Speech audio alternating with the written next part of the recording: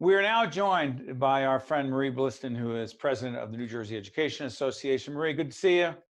Hey, Steve, how are you? I'm okay. I look forward to being in the studio at NJTV with you in the not too distant future. All right, look, there are a lot of unknowns. We're taping on the 16th of June. It'll be seen after that.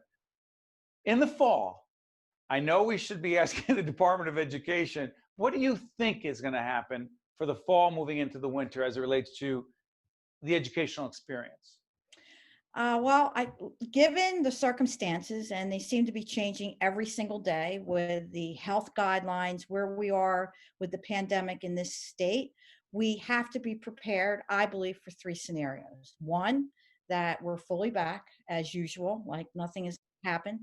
Second, some type of hybrid model where we're in part of the week. Some students are at home, some students are in school. And then the third is that it's completely virtual again for some coming months. And the answer to which one of those scenarios is going to be is going to have to rely heavily on what the health and the scientists, the health experts and the scientists are telling us. Look, that's what drove the governor in the first place to close the schools down. It was health and safety based on empirical evidence. And that has to be the criteria as we move forward. So Marie, interesting. We talked to you last on the 20th of March. I remember that interview, and it was just the beginning of the situation. And here's what I want to get to.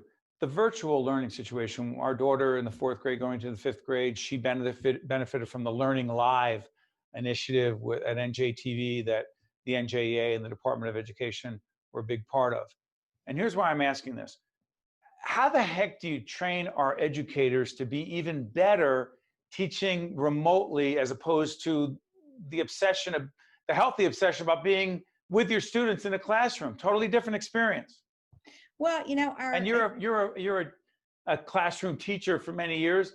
yeah. You know exactly what I mean. Yeah, I sure do. They had to turn on a dime, less than 2 weeks notice that they had to change their lessons to something that would be deliverable in a virtual setting. And then think at the same time how it does get delivered, how it gets received by the students in their homes, because we can pretty much control the environment in our classrooms and our workspaces, not the same when they're at home.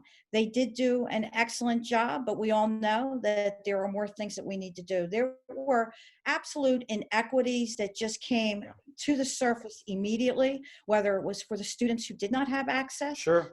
to the devices, or students in homes that did not have access to the internet in different parts of the state, and or students who had one device per family. There were three kids. Everybody had to share, including the family, including the parents and their guardians who had to work using that device. All of that has to be taken into consideration as we move forward. Marie, sorry for interrupting. The digital divide, right? This huge divide. So what's interesting is that in 2019, I remember being with you and your colleagues at the annual convention of the NJEA. Now, it's going to be a virtual convention this year.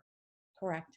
But what I'm remembering is in 2019, when we were in Atlantic City, and I got to interview the great Dr. Cornel West, who was the keynote speaker at the convention. The theme then in 2019 was about racial inequities. In the past, it's gotten even worse, or even more public, if you will. There's a connection, there's a point here, the connection between the digital divide and racial disparities, economic disparities. That's a big part of it, isn't it?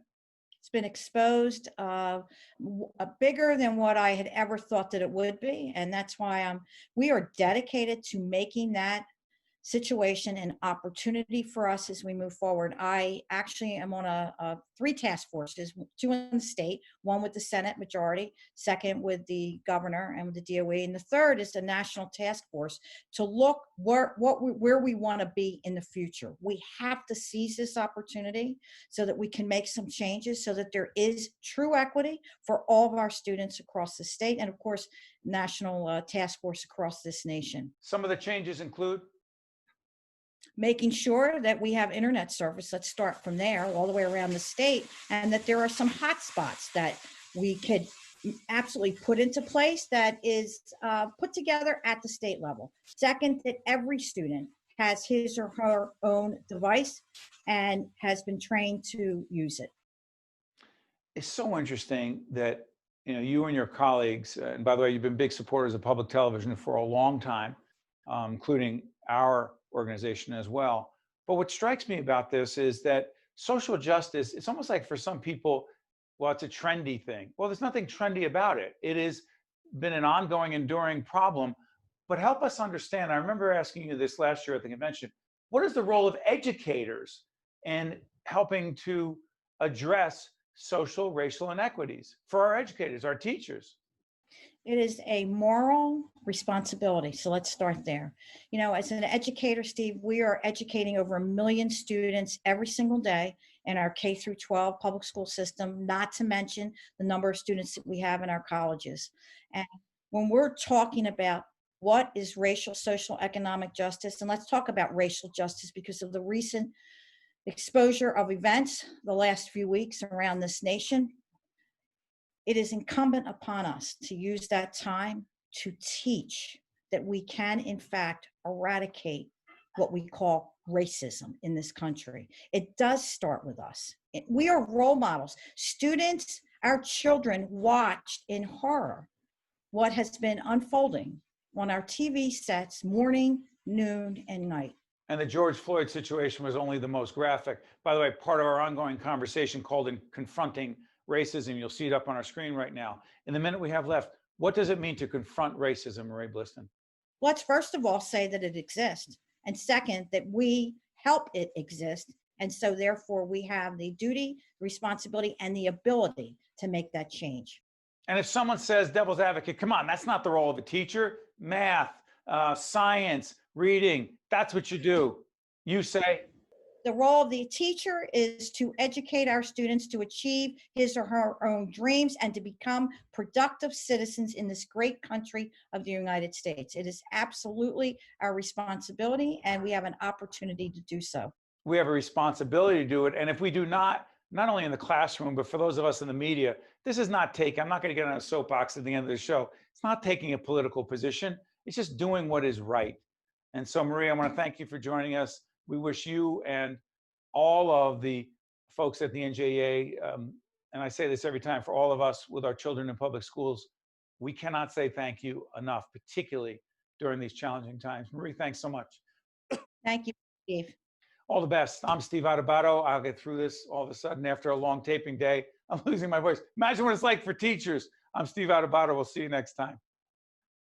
State of Affairs with Steve Adubato is a production of the Caucus Educational Corporation. Funding has been provided by Hackensack Meridian Health, Wells Fargo, IBEW Local 102, PSE&G, NJM Insurance Group, New Jersey Sharing Network, the Port Authority of New York and New Jersey, the Healthcare Foundation of New Jersey, and by the Fidelco Group.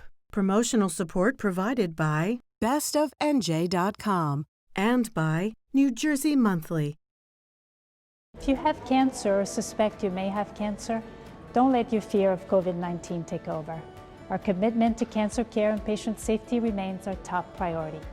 Our cancer team is taking special precautions, including temperature screening, universal masking, physical distancing, and rigorous cleaning of all our facilities.